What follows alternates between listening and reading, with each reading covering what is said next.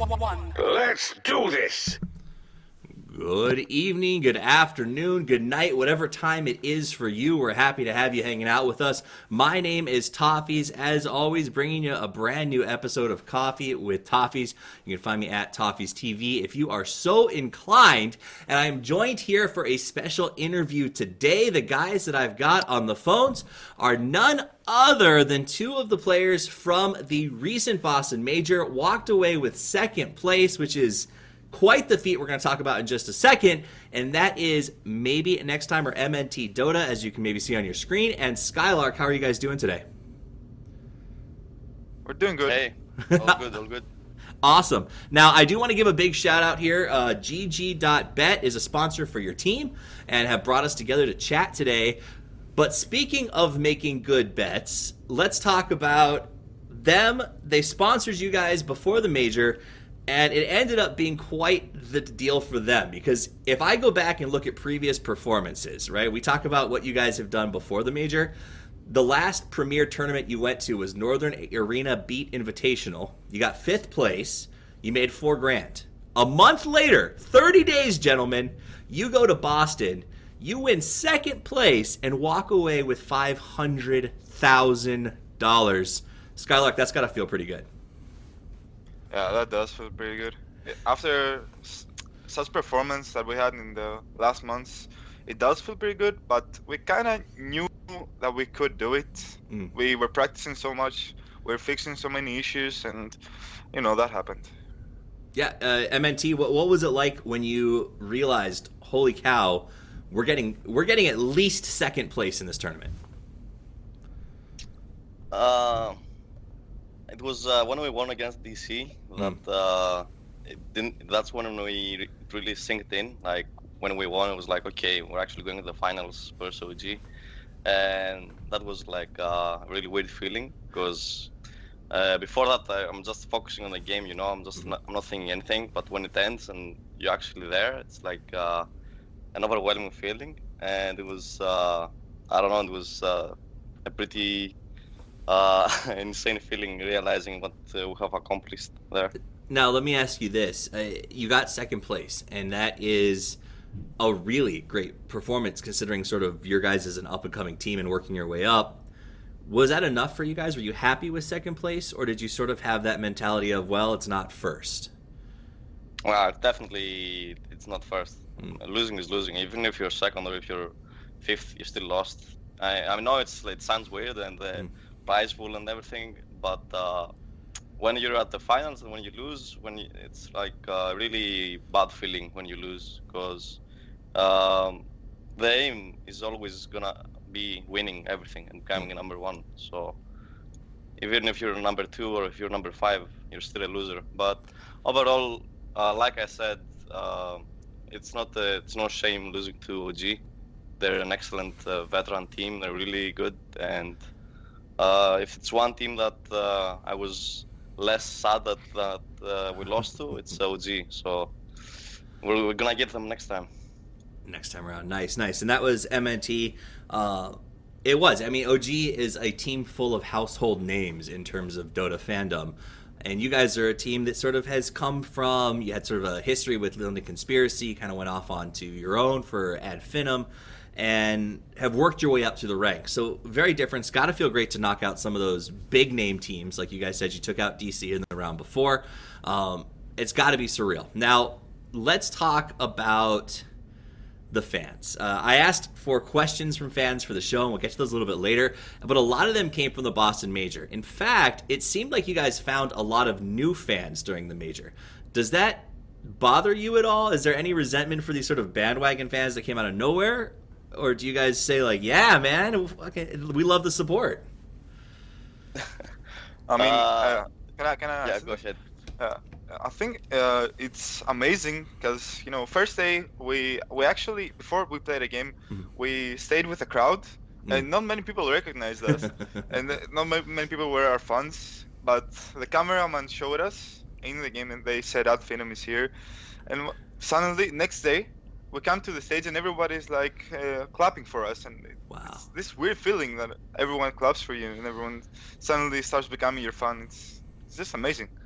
Yeah. That is pretty cool. MNT, let me ask you this.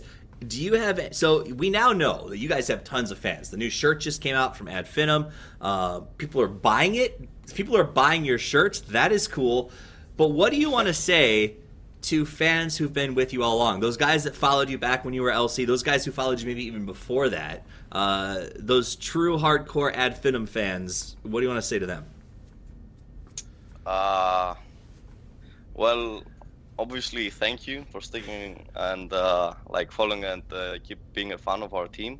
And I hope we gave them exciting games, exciting Dota, and good feelings. Because I know how it is to support a team. So I hope we lived up to their expectations, like supporting the dark horse, and suddenly we go to second place. Mm-hmm. So just thank you to those guys. Awesome. Now, I have to ask about the AWU. Who came up with that? Where did it come from? Just for maybe those who are learning about you for the first time.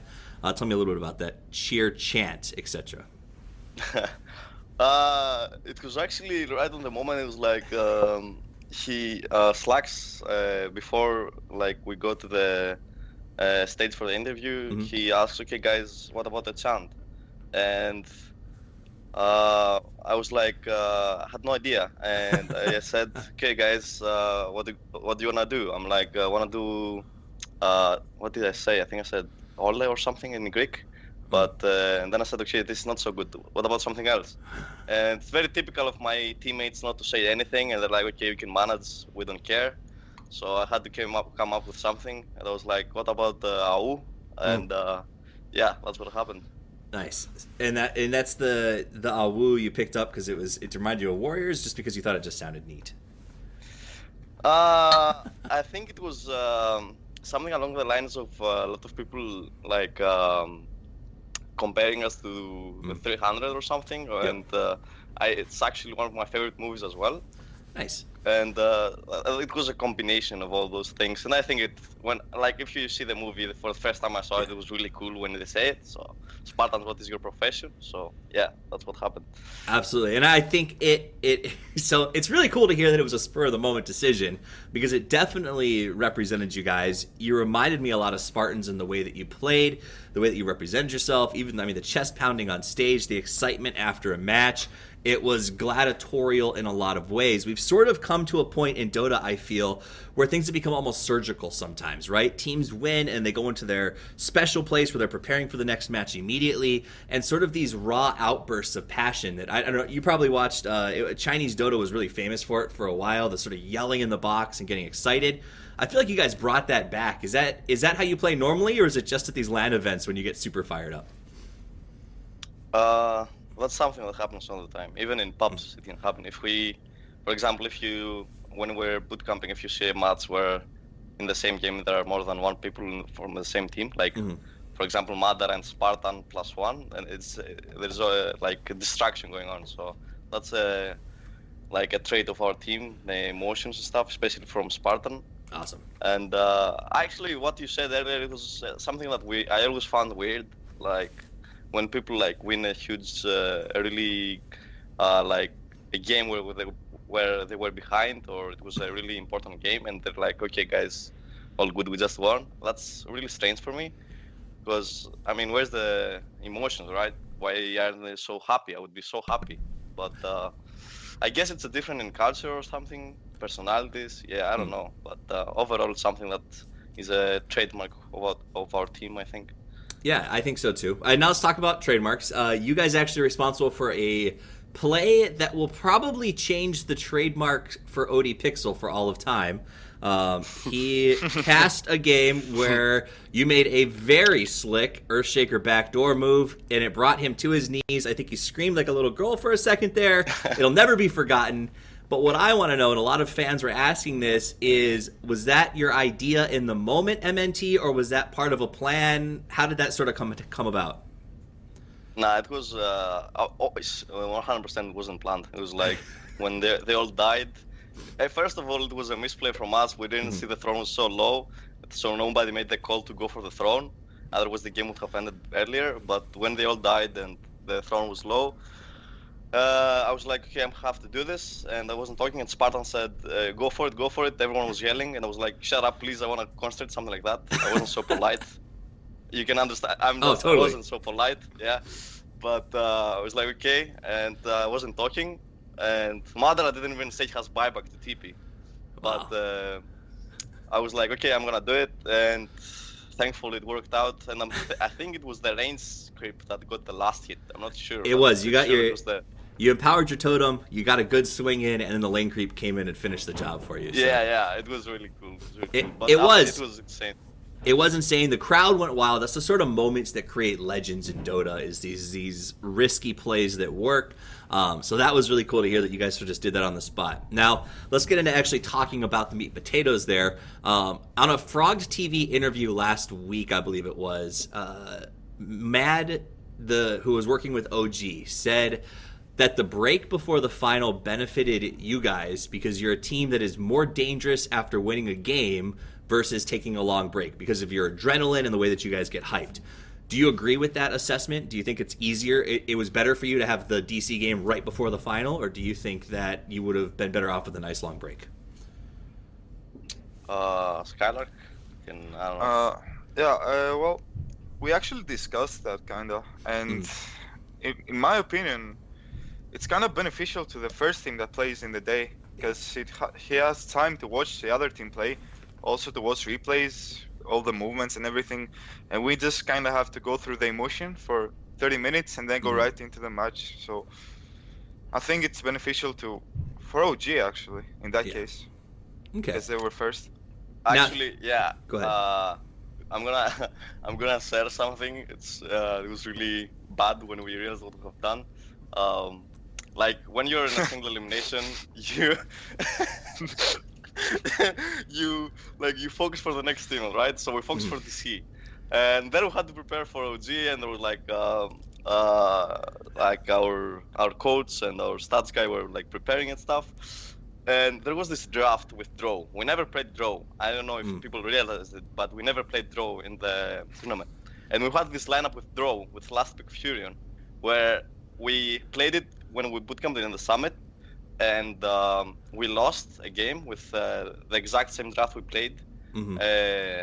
But we discussed that draft for like 3 hours. For 3 hours we discussed what we had to do and this and that, and we played it in scrims later and we won every single scrim. So we're like, okay, we're gonna start with this draft, and they're gonna get like really out of their zone when they see that we pick draw and lose to it, because we're really comfortable with it. But so in that draft you last pick Furion, right? Because they're gonna ban your other picks. They're gonna ban your pack if you don't pick it. Right. So we're at the 4th pick and Thug says, why don't we pick Furion now? And I'm like, we're gonna pick Furion later. No one knows we play Furion. How are they gonna ban it? They don't know about it. So they just ban Furion, and we're like, oh shit, what do we do now? And we went with some random Weaver support that I played one pub, and the fun part about the whole thing is that the team which we practiced against with the draw and discussed for 3 hours were OG. Oh my god. So we just tried to surprise them when they were the team that we played against. That's really funny. Good game. So my next question was actually in the same interview. Mad said he implied that your drafts were predictable and that they predicted like a good portion of that initial draft and thought you knew where you were going with it. I didn't realize when I heard the interview that it was because you had been scrimming them with that draft lineup. So that's unfortunate for you guys, I guess. It wasn't just that. Overlords, I believe one of the stronger traits of OG is that I think Mad is the best by far at what he does right now, and they have fly every guy on their team. Besides maybe Xerax, I don't know how Xerax thinks, and maybe Anna, who's not so experienced, but the other guys, I mean, S4, he was a captain for Alliance, Fly is Fly, you don't have to say anything about him, and then there is No Tail. All those guys are really good at how the game works and strategy, so it's really hard to draft against a team of that caliber when it comes to drafting. It's something that I believe NP are really good at. All of those guys, they were coaches, they were captains, they were they have so much experience that it's really hard to draft against those kind of teams. Makes sense. Now, speaking of planning these drafts, Shiver once called you in an interview that you guys did with Dream League, the team with the plan, implying that you guys sort of go into these games with an execution strategy in place. Is that true? Do you guys are you known for your planning, or do you sort of draft what you think will be great and then just go with it? Was it the team with no plan or the team with the plan? She called you the team with the plan. It was Slacks. No, it was Slacks in Dream League. Yeah, that was what Slacks said in Dream League. Yeah, but well, let me answer this. When he said that, that was when we really didn't plan. That was when we really didn't plan. He was like, "You guys first pick bounty. You have a plan." No, we're just really good with bounty hunter, and we're gonna win because we have bounty hunter. But overall, we changed from then. Like we plan a lot more than that we used to. But still, we do stuff that I don't think other teams do. Like, as Spartan said on his interview, when we picked Morphling in an elimination game, we never picked Morphling in a scrim. I think we played one scrim with Morphling. And Madra hasn't played Morphling for like, I don't know, maybe 7 months in officials, or 10, I don't know. And we picked Mirana. When I first played Mirana versus, I think it was it Newbie? Oh, no, not Newbie. Who do we play against first game? It's first years. Harry? Before Newbie. Newbie, yeah. Newbie. I think, yeah, it was Newbie. When we played versus Newbie, it was still an elimination match, and we picked Mirana when we haven't played Mirana a single scrim. So we actually improvised a lot. Nice. So you've gotten more of a plan than you used to have, but it sounds like you still sort of just have fun with it, which I thought was interesting. Slacks also said during the major, and this is a direct quote, "Your team is all insane. You yell, party, and matches are insanity." Would you say that's true about yourselves? MNT, would you describe your team as yelling insane and matches that are insanity? Yeah, I think, well, I don't have experience with other teams, like really hype teams, but I think what happens if you had the microphone inside the booth, you would realize what's happening. And like before the games, Spartan and Thag were like yelling chant songs from teams just to hype up. Or there are times inside the game where like we won a team fight versus DC and everyone was yelling so much, and I had to yell like I had to like calm them down because we didn't know. I had to, are we going mid, are we going Roshan, what are we doing? Yeah. So like chill, we have to do it. Like everyone is screaming, but it's really good. It really adds to the hype. And if you don't overdo it, because sometimes we overdo it, like we dive into towers because we're too hyped. Right. If you don't overdo it, it's good. Now, do you guys think in an era where it feels like many teams are sort of trending towards this cold professionalism like we talked about earlier, the fact that you guys are sort of keeping it fun and getting hyped and really just enjoying playing the game helps you in terms of competitive? SkyLark? Well, that actually, I think it's a major help in every team. You need to have fun in order to like enjoy the game and then afterwards win, because you spend so many hours playing with other 4 people. If you don't get along with those people and you don't have fun, it's just like, I don't know, you sometimes get to a point where you don't want to do it anymore. So you don't want to get there. Okay. So it definitely helps. Keep it fresh, keep it fun. Yeah, being professional doesn't mean you shouldn't have fun. That's what I think. Okay. Now, let me ask you, it's funny, okay, so I want to move past the major a little bit to some other things that maybe people don't get to know about Ad Finem, since really a lot of our fans have only been exposed to you guys in the major format. Now, you brought up professionalism. MNT, you actually said in an interview that if anyone is playing professional Dota but's looking at anything else but the monitor, they're doing a bad job. Do you think that streaming is contract requirements or players spending a lot of time sort of focusing on things besides just practice and training is hurting pro player development, or do you think things like streaming for your sponsors is helpful? When I said that in an interview, it was because Slacks asked me, like, why do we have the lights off? But yeah, I get your point. I think it depends on the player mostly. Like, if you are, like, there are different type of people, right? So, for example, some guys that I know of like to stream because they want to have the the stream in order to motivate them to keep queuing, you know, like queue more games, because they want to have a motivation behind it. There are other players that when they stream, like they burn out and they don't want to they don't want to stream because they see that it's not helping their performance. I'm not gonna say names, but I know people that have done that. So overall, I believe it depends on the person, but overall, I believe that streaming, if you enjoy it, like if you play 10 pubs a day and you wanna stream and you wanna have fun with your fans or whatever, it's all good really. But it honestly, if it takes even 10% of your play when you're playing, when you're practicing, if you're not giving like people in practice don't give 100%, all right? If you say like they give like 80%, and if you're streaming you're giving like 60 or 70, then I think that's not something that you should do. I think you should focus solely on like practicing, and if you have time, if the team has a break like 2 days or 1 day a week, then you can stream.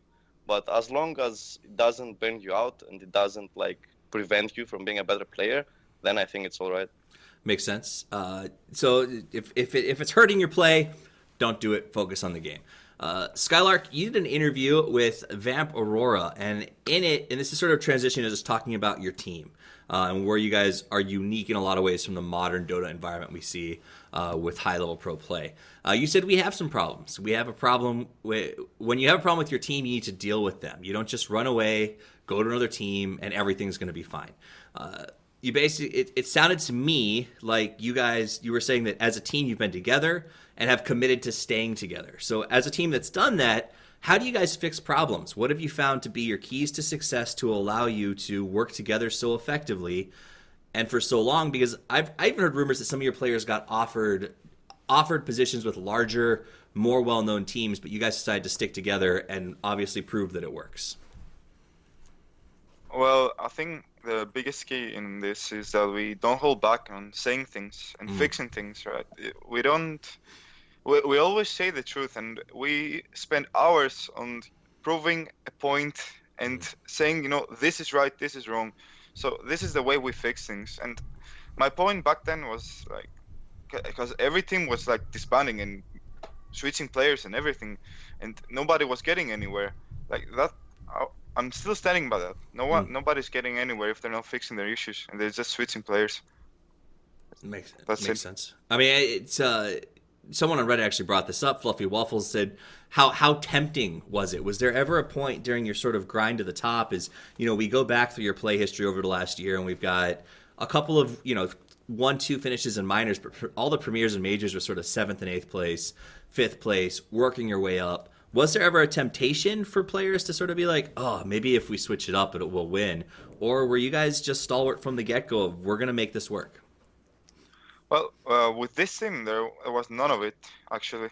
Yeah, wow. In previous teams, there was. But, yeah, right now, we actually knew how good we were. We knew what we could do, and we just kept practicing. We knew we needed practice. We need to get used to the whole team environment and everything. And it worked out in the end. Now, MNT, is that because, did you guys know it because you knew that you each had the individual skill, or because the power of friendship motivated you to make each other better? I think it's different to everyone personally. I think like from the 5 of us, every guy I think has a different personality, so his reasons were like might been different. But personally, I know everyone, like I've played with everyone for a long time, so I knew that they have the personal skill. Okay. We as a team have the personal skill. And when I saw what we are lacking, it wasn't a thing that it was like, it was experience mostly. What we're lacking was experience. We weren't like experienced in the big tournaments versus the top tier teams versus like in drafting, in like mindsets and all that. And I realized that if we like kept grinding and kept like we kept like trying all the time and fixing our mistakes, then I realized that steadily we would become a better team. If you're like, it's always gonna be a temptation if like better teams are gonna ask you like you can join, and there you have like already experienced like coaches or I don't know what. But I believe that when you stay with a team and you grind, you become a better player, and overall, like, it's not gonna help you as much as like grinding with your team. And of course, all the guys like in Ad Finem, we're all friends, and they're really good guys, and that's something like I believe is a really strong part of teams, and I think that's the reason why a lot of teams disband, is because they just like take players based on how good they perform, but not based on how their character is. Because you can be a top tier player, you can be like the best of the best, but if you have a really shitty attitude and you can't like get along with others, then you're gonna fail no matter how good you are. So that's also a big part of having a good teammate. So you guys have a good team. You didn't fail. You walked into the Boston as really more than underdogs in a lot of ways, and you guys walked out Dota Kings to a large extent. How does that feel? Do you have a sense of like, well, we deserved this all along, or is it sort of a very surreal, we have finally earned this position, and you were surprised by it, or did you expect it? I guess is the question. Were you surprised by your success? No. Personally, like, again, I don't know about the others, but I wasn't surprised. It was something that you visualize it, and you're not surprised when it actually sinks in. But because first of all, it's like we didn't win, right? We still didn't win, so it's not that big of a deal. So in the end of the day, I think when it's just that it's really satisfying after all those long hours, all that time, when you actually make it. It's just satisfying, and that's all there is to it. Makes sense. All right, let's talk real briefly before we get to the questions, just about things have changed since Boston. We have one of the biggest patches, if not the biggest patch. I think it's the biggest in the last 4 years, if I did my math right, possibly biggest in recent Dota history. How are you guys adjusting? Do you think that this patch fits your play style? Well, I don't think we can safely say anything yet, because it's like the first 3 weeks of it. People starting to understand how the map works right now, but not the actual meta and everything. But everyone is trying to get used to it. I think it's still gonna be a good patch. Everybody loves Dota, no matter what happens. Right. So let me ask you this then, SkyLark. You sort of brought up nobody knows yet, and I think that that's true. We watch pro tournaments at the moment, and everybody's sort of up in the air. Do you think that a team like yours, guys who've played together for a long time, you've built sort of a system of trust, do you think that you have an advantage in a really big new patch like this because of your past versus other teams that are sort of being put together as we speak? Well, if you put it like that, yes, I believe we do have an advantage, but still we have to work hard as well. Harder than them. And that's how we all do it. And is that sort of the mentality? Maybe next time, the idea that we're just going to outwork them, is that something that you guys see as part of your mantra? I think it's basically like, I believe in order to become the best there is, you have to be obsessed with the game. Well, no matter what it is, if it's basketball, if it's Dota, if it's whatever. So in the end, if you work harder than the others, and if you practice more, and if you're like really focused on the game, I think no matter how, if you get the talent out of the way and all that stuff, you're gonna succeed. So that's basically it. Work harder and you're gonna be better. It sounds very similar to some chats I've had with members of OG in the past too. So interesting that you guys, the work hard, the hard work ethic, train hard seems to be a new trend in the Dota world that's being very, very effective. So that said, before we wrap this up, I did ask a lot of fans on Twitter and Reddit and some other places to give us some questions for you guys, and I picked some of the top ones, relatively simple. We've already had a few in there, but Capitan is real. And he wants to know, what is your motivation or drive that makes you so hyped whenever you win a game? Example, smashing desks or throwing headphones. Harry? Well, it's the motivation. We take it a game. How can I say this? 1 second. That's fine. Yeah, anyway, we see every game differently. That's what I'm trying to say. So every game we have different motivation, kinda. When we play scrims, we actually, it's the only place where we don't scream as much. and we don't have that much motivation. We're learning, but when you're in the States, I don't know. It just comes. I don't. It's just a feeling that gets through you. It's natural. It just comes naturally, I think. Now, you guys said earlier that you were some of the members were singing team songs to get hyped for the game. Does that imply that you guys are like football fans, and you were sort of singing team chants, or what did you mean by that?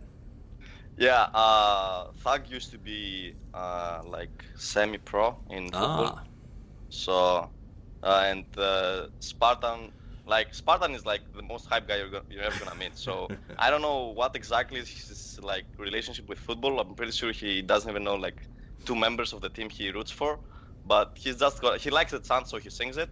Okay. And that's basically how it goes. Like it's like even in bootcamp they like the chant, and they're like yelling the chant all the time. So it's basically an Ad Finem thing. Nice. But so Ad Finem's basically stolen the hype songs from football, which is a very rowdy, excitable crowd, and you brought it to Esports, and we shouldn't be surprised that you guys are also getting hyped and super excited when you win. Not a big surprise there. Roskar on Reddit asked a very simple question. He said, pizza or pasticcio? I have no idea what that is. Pasticcio, 100%. Pasticcio, man. What is it? What is it? It's Greek food. It's with pasta and meat.